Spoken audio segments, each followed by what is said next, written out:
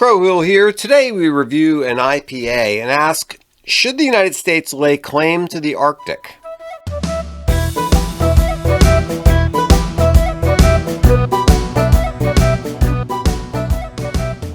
Hey, Big Wade. All right. Good to see you. Good evening, good evening. How about some beer and conversation? That sounds like a great idea. So, what are we drinking? It's an IPA from Delaware. Okay, very good. All right, sounds good. And what's on your mind? Well, I've been wondering about. I have this property, you see, yeah, and it's this hill near my house, and it's a couple acres. And a little while ago, a bunch of the guys who go down to Home Depot and hang out there on the weekend to try to get you to help. They want to help you out or do some work for you. A bunch of them have gone onto my little hill and camped out there. And I went up and said, hey, this is my property. And they said, so what? Well, we're here now. There you have it. Did you check with the HOA on? No. Probably useless bunch. Yeah. I mean, this is a completely fabricated story, but the point of it being that you can claim that you own something, but whether you can wave a piece of paper at somebody. Exactly. But they say, look, I'm here. But if they wave a pistol back. Exactly. What are you going to do? Yeah. That's right. There's not much you can do about it. Right. Okay, so let's look at this beer here. What do we got? So this is Sun Camp, Dewey Beer Company, and that is in Delaware. Dewey Beach? Not in Dewey Beach, but Milton, which is close enough, far, and Dewey's a more recognizable name, so they call themselves Dewey. Yeah. Now, there are 19 types of IPAs, at least, and this thing says West Coast IPA, and so before you open the can, what would you're sitting on the shelf? Do the words West Coast IPA mean anything to you? Yeah, it means hops and water. Yes, it does. West Coast IPA means very little malt. Yeah. And very strong hops. Should be hop forward, and there's. I'm more of an East Coast guy. I like a little malty backbone, as they say. I'm actually more of a English IPA guy. But I mean, East Coast American or English. But and I would expect it to be clear. Yes, and this is hazy. Because on the shelf, Dewey Beer Company also makes a hazy, so you would think you'd want to distinguish. You would your West Coast from your hazy because it's hazy. So if I'm going to be a beer snob here and look at this, then I'm saying, just looking at it, it's too hazy and it's too dark to be a West Coast IPA. Yeah. It should be clearer. Yes, it should like Lagunitas or something like that. It's straw colored. It looks like a Budweiser. Yeah. Now you put it to your lips. I'm still, the taste.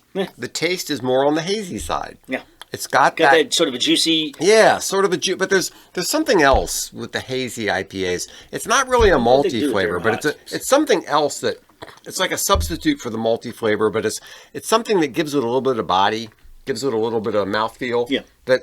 And I'm getting that from here, which I do not expect from a West Coast IPA. Yeah. I think it's a very nice beer, but I am saying West Coast is a little misleading if you know your West Coast beers. If you're a fan of the clear, hops plus water, straw colored beer. This is another example where my reaction is great beer. I like it, very tasty. But you just didn't label it correctly. Yeah, I would. Right, I would. As a brewer, I would have came out like, "Dang guys, I know this is not what we were planning." So we'll just give it a different name, and it'll be just fine. There's also a really nice kind of back of the mouth hop feeling to this beer. It's got a good hop bitterness and flavor going on here. Yeah, it's got those cryo hops, which is a weird way of jacking up the alpha on your hops. But it's only only the Columbus is the cryo. Then you got Mosaic, Hallertau Blanc, which wouldn't expect that in a IPA, but anyway. Yeah. Okay. Delicious beer, very well done. I just wouldn't have called it a West Coast IPA. Okie dokie. Yeah. So, why are we? So we're talking about who owns what, and it seems so. There are so few truisms that are carry through time, like there are two kinds of people. Blah, blah, blah. You know what I mean? Yeah. Those things never work. Yeah. But I'll give you one. Okay. Throughout history, there is probably this, I think this works. Okay. It's your land if you can defend it. Yeah. And that is where all of the borders, all of the cultures that have come and gone, the languages that have come and disappeared, have all the result of it's yours if you can defend it. And who was it who said it's a republic if we can keep it? I mean, yeah. I mean that was here it's yours. That is just the way it works out. You know, you can That's say mean. That sounds mean. I know it is mean, but mean. Yes, I don't know what to tell you. When the Viking is coming up the river, you know, and they say, "Oh, you think this is your land?" You know, no, it's not. So yeah, I have a deed from the king. Right. Yeah. And they take that piece of paper and eat it and then kill you. You know. So yeah. So this idea of you have title to something, who owns this, who owns that. All those things are important in a civilized society, and those that's the way we ought to get along. But when it comes right down to it, if you can't defend it, it's not yours. Okay. So, but we are kind of in a post, if you can defend it, era to a degree. Like everybody's like, all right, can we just draw the lines here? There's border disputes everywhere. Yeah. But we are so interconnected internationally. We know what's going on in everybody else's business around the world. Yeah. That other people get involved and say, "Hey, can't we just negotiate this thing here and that thing there?" And that seems to create a much more stable world. It's why we actually, for all the violence that you see on TV, we live in a much less warlike world. And Pinker's Better angels of our nature.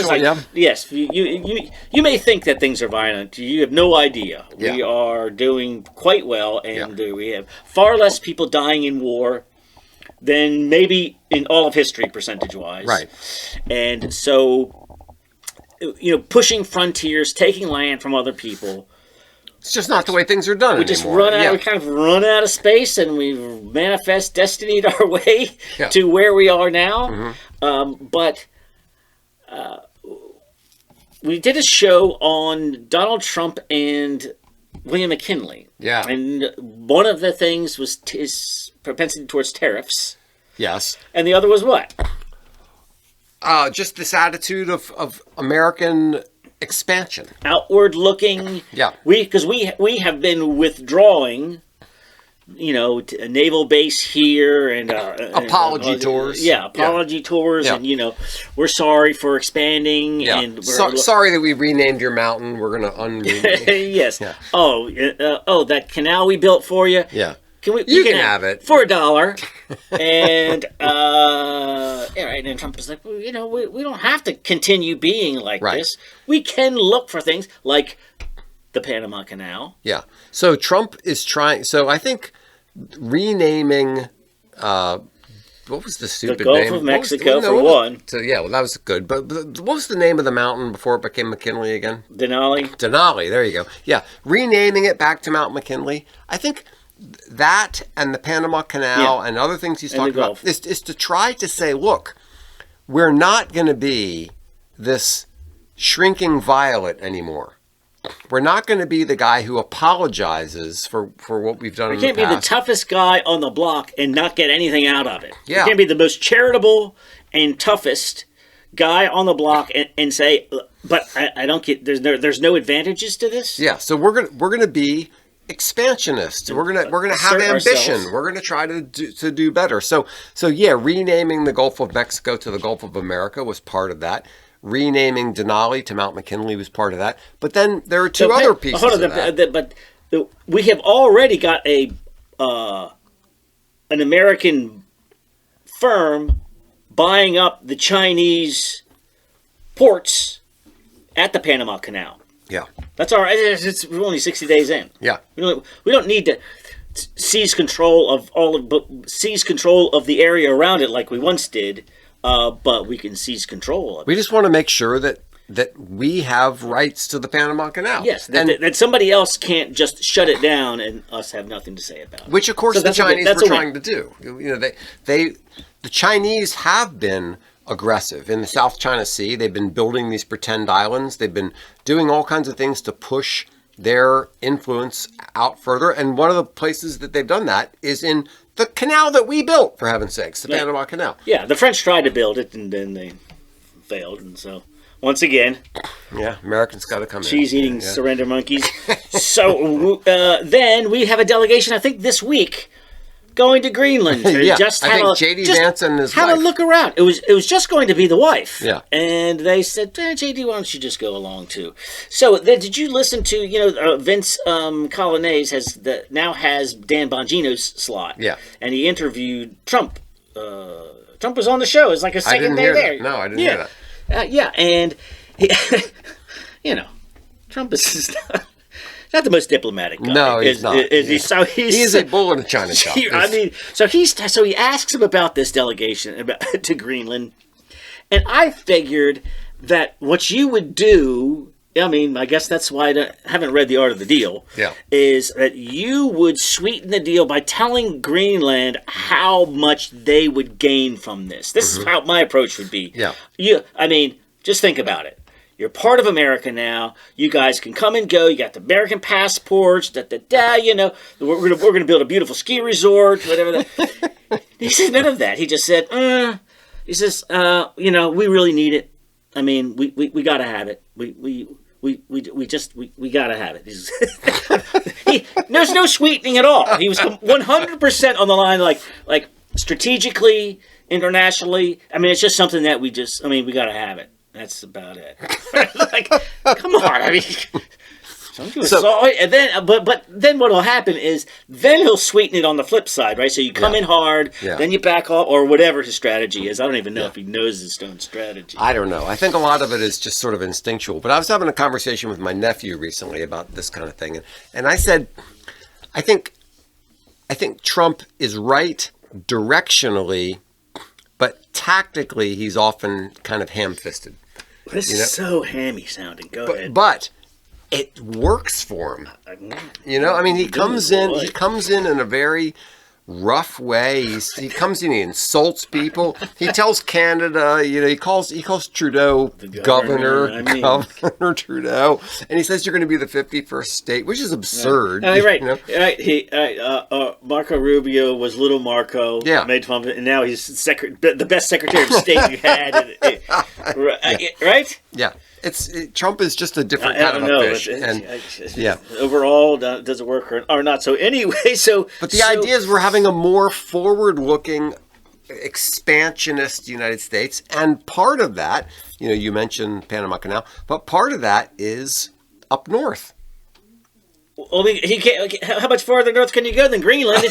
Not much. It goes pretty far up there. Yeah. So I saw this post on. It's just a bunch of ice. What do you want? Yeah. I saw this post. Where was this? LinkedIn, Facebook, something. And this guy said, if you want to understand the growing interest the United States has in Greenland and Canada, you have to shift your focus and look at the world from the top down. And this map here is from the top down, and it's so disorienting. Yes. Because I just go, you're not looking at it on the right side. I know. The world is up and down, and you're supposed to look at it straight on. Looking at it on top doesn't make any sense. But it's a sphere, and space doesn't really have an up and down. Space doesn't. Yeah. So if you look at the Earth from the top, looking down, and I need this image so I can put it in the video.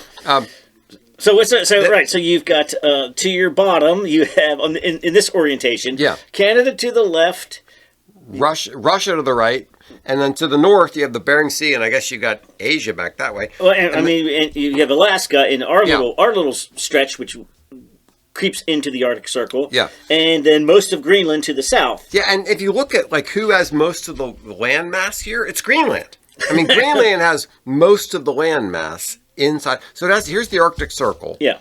And Russia obviously has a lot of land. But Greenland has this great big chunk of land right here in the Arctic Circle. And Greenland has a lot of natural a lot of natural resources, and a lot of the things that we'll need in the economy going forward, like rare earths and other kinds of... But why aren't there EU companies, or are there EU companies in there mining right now? Yeah, well, I don't know, but I think Canada, the United States, and Russia have all tried to say, look, we're going to try to control this. There's a battle. Who's going to control this? Who's going to get the resources? There's gas up there. There's rare earths. There's other things. And it's almost like an undiscovered territory. It's like a new area that we're who's going to lay claim to the Arctic? And with all the talk about, global warming and the ice sheets melting and all that other kind of stuff, which they've been saying this for 40 years and it hasn't happened. I know. Al Gore said there would be nothing there. Children will grow up not knowing what snow is. Remember those quotes? Oh, gosh. Yeah. He has so many great quotes from there. There's such a bunch of nonsense. Did he win an Oscar for his movie and a Nobel Prize? And yeah, and said all kinds of BS that are not true. So anyway. So if there become shipping channels... Mm-hmm. who's in charge of these shipping channels? Exactly. And boy, look how close they are, really, in terms of getting things from Canada to Russia. Right. And then what would you do? You put things. Would it be easier to ship things through Russia by rail than around the world to Asia? Right. Yeah. I mean, it seems, looking at the world from this perspective, it's weird. It seems like, wouldn't it be easy to send a ship right over there and dock over there in Murmansk or something? And it's just a different way of viewing the world, and this is this area that really hasn't been developed, and we haven't gotten the natural resources and things that we can get out of this area. So I thought is Antarctica just ice, and the Arctic is ice on land? No, the other way around. Arctic is just ice. Antarctica is ice on land. So Antarctica is actually land. The Arctic, if all that melted, it would just be this big ocean up there. All right. So the natural resources you're talking about are in Greenland, but also under the ocean. I mean, we do drilling in the ocean as well. So there would probably be, they could be doing drilling in the Arctic Ocean, but a lot of it is in Greenland and in these other areas in Canada, and so there's just a lot going on up there. So in what circumstances would you establish this is ours now, except for just planting a flag and putting up a fence and saying, and some guns, and saying, say it's ours. What are you going to do about it? We defend it. Yeah. I mean, that's kind of how it works. Kind of like the history of mankind. Yes. The idea is you just say, this is ours, and we say so. Yeah. Look, it's not pretty, but I don't make the rules. Right. That's just how it goes. That's right. Yeah, so there's a lot of reasons why we would have this kind of shift to the north. And, I mean, there's the question of shipping. Supposedly, if the ice melts, we're going to have more shipping lanes up that way. There's the resources. There's oil, gas, and rare earth minerals. But also, there's a security aspect to this. If we were to lose this, if like the Chinese or the Russians got hold of this, that would be a bit of a threat to us because it's relatively close. Do commercial planes fly directly over? Yeah, it's weird. Sometimes you look at flight paths. I mean, if you look at it this way, you're like, what could you just go like beep? Yeah. But I always feel like we just go around the ladder, like the way that you're looking at a globe on the side, like that's the way you fly. Yeah, well, I've got a big map in my office that's a map of the United States, or I'm sorry, a map of the world, but it's the regular equatorial map, with the way you normally look at the world. And if you were flying from this place to that place over there, you would fly, the way you would on a map. But when you think of it in the context of a globe, you do fly over. A lot of times they do fly over the Arctic to get to various places. Right. Yeah. Oh, we need a ship to burst its way through there. I mean, could you get an icebreaker so badass that it could create a channel, and if you kept enough. If you kept enough traffic moving through there, they would keep the shipping lanes open. Probably in certain areas. I mean, I'm not sure you could do that across the North Pole, but there are going to be areas like places up here. that you wouldn't normally want to do it. But wouldn't it? Wouldn't it be difficult to just plow through there? Well, once again, I think it would depend on where you are. There's going to be places where, yes, you could plow through and you could create a lane. And it's sort of like the ice roads, right? I mean, isn't it the opposite of the Canadian or the ice roads? Right. Flip side, it would be like there's a certain time of the year where you can drive a truck across a frozen lake. Mm-hmm. Well, anybody would do that, but apparently, and it's the only way to get the supplies to those people up there, right? Yeah, there's this show. What is it? Ice truckers or something? Yeah, ice truckers. Where they drive across frozen lakes until. One truck is. We lost that one. Okay, now it's time to stop. That's right. And then it turns into a swamp. Yeah. For the rest of the year, do you go? Well, we got to wait till it freezes again. It's like this amazing game of Russian roulette. Jeez. Here you're trying to drive these trucks back and forth until one of the times it doesn't work, and then you say, okay, now it's done. Right. Like, can the ice hold? Pretty sure. I think so. Until it doesn't. There you go. All right. That's right. I guess the season's over. I guess the season's over. Joe didn't make it. But you could do the opposite in these places where instead of June and July or whatever. Right? Yeah, you're going to plow a lane through there, and you say, okay, here's our lane. Right. Plus, it's 24 hours of sunlight to get it done, and Yeah, so there's that. There's the shipping lanes here, and there's the resources. There's all the resources we've talked about before. But then there's also like defense stuff, like NORAD and NATO and all that. All that sort of stuff. We already have bases in Greenland. To do a lot of that. So I think Trump wants to say we need to control this region. So we need more of this area. We need more of a presence there. So I can't read these two here. So what do we have at the northernmost points of Alaska that are within the Arctic Circle? Yeah, so the only one I know about is Prudhoe Bay. This other one says Barrow. I'm not sure what that is. All right. But I mean that's way up north, cold stuff up there. I know. Can you imagine? Right. You sign up for the Navy in there. Exactly. Son, you're going to Hawaii, and you, son, are going to beachfront property. We got some beachfront property for you, but it's Prudhoe Bay. So yeah, it's great scenery.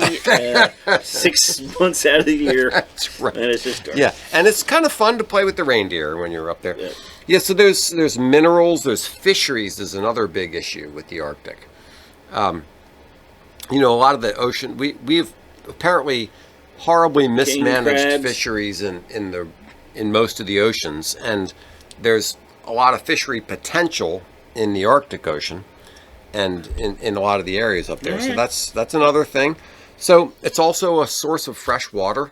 One of the things a lot of people don't know is there are very limited sources of fresh water on the planet. There's tons of water. We got a lot of water, but fresh water is possibly going to be a restricted resource that we need to worry about. Why? Then tell me why that isn't frozen seawater, and you're telling me it's not frozen salt water in Greenland, Iceland, and the Arctic. Well, a lot of it's precipitation, so that would be not salt water. Rain. So when you have glaciers and things, that's usually build up from snow. So that's fresh water. So there's a lot of fresh water that's tied up in ice in a lot of these areas. And as it melts, it fills reservoirs and bays and things. So fjords. Yeah, so you get a lot of fresh water from those kind of places. But yeah, control over clean water sources, the fisheries, the rare earths, the oil and gas. There's a lot of resources up there. Military strategery. Yeah, exactly. Yeah. I mean, first of all, It's a Rush joke. I don't know why we need to. I don't know why we need to be enemies with Russia. Not really. Yeah, I just don't really get that. Yeah, I mean, I understood back when they were communists. Okay, when they were communists, we were against them. And now, I'm not saying that they're lovely people, that Putin is a great person or anything. But, okay, we've been friends with people who weren't very nice people in the past. I know. I don't understand why we need to be upset with Russia so much. It just doesn't make sense to me. Why can't they be our friends? Yes, but we still shouldn't let them take the Arctic of America. Exactly. After we rename it. That's a good idea. The Arctic of America. I like it. Gulf of America, Arctic the moon of America. The moon of America. Yeah, I don't know why. Why not? Why? I mean, we're the only people who made it up there forever. There's only one flag. Only one flag. Yeah. Go up and check. There's only one flag. Yourself. Oh, jeez. Yeah. So you're right. I think this is an interesting way to look at what's going on in the world. The next geopolitical. I mean, talking about until we get Stargate 2424, this is the last frontier. Yeah. I mean, until Elon gets us up to Mars, right? Yeah. Yeah. But I think the Arctic is a big thing, and the Antarctic, which we haven't discussed much, is another area that people are going to have to figure out. What do we do about that? But you're. I also want to say, just by the way, I'm not really pleased with the language that Trump has been using about, threatening military force to take Greenland and that sort. I'm not happy about that. Okay, I wasn't even aware that was a thing. I'm not. See, this is what I'm saying. But I guess that's just such a Trumpian thing. I know. Why? I would just sweeten it with going. You know how crappy you're being treated by Denmark? Trust us. You will be treated so much better. Yeah. The Americans will love you. We'll build a ski resort, a Trump resort. We'll bring money into this place. You're going to love it. Just come on over. Instead, that interview is just like, we need it. I mean, we got to have it. Yeah. There's just nothing else we can do. It's just this. We got to have it. Yeah. Really? Yeah. Aren't you going to make it a little bit of a nice deal? No. Sorry, we're just going to come take it. Sorry. That's the way it is. I mean, do they want it? I don't know. I don't know if they want it or not. But I'm just saying, we got to have it. Yeah. That's what his answer was like. Yeah, I don't like these. I don't like the way. I don't like diplomatically the way he's been treating Canada or Greenland. That's exactly. Not right. But in the end, when he gets what he wants, you're like, oh, I see. That's what this is all about. Yeah. So it's kind of like that saying, what's the difference between a conservative conspiracy theory and the truth? What's that? 6 months. Yeah, it's kind of like that. Yeah, it's kind of like that. It's like the difference between, oh my God, what the hell is this guy doing? What is he saying? And then it turns out 6 months later, you're like, oh. Okay, now I get it. Yeah. So that's what we're dealing with. I mean, yeah. Kind of seems like it. And a little bit of the loose cannon factor of diplomacy, right? Yeah. I mean, that is a thing, right? Mm-hmm. Like the madman. Yes, exactly. Right? There is a place for that where you just kind of like, I'm not sure what he's going to do. Right, when you Jimmy Carter tiptoe your way into the room. Yeah. And then you come in. And everybody knows you're going to be. Right. And then you got the unpredictable guy. You don't know what he's going to do. Kind of tends to get his way more than tiptoe. Yeah. Tommy. Yeah, I think so. Okay, all right. Well, to the Arctic. So maybe we should get some oceanfront property in Greenland. Yes. Cheers. Thanks so much for listening to Beer and Conversation with Pigweed and Crowhill. Remember to visit us at pigweedandcrowhill.com or send us an email at pigweedshow@gmail.com.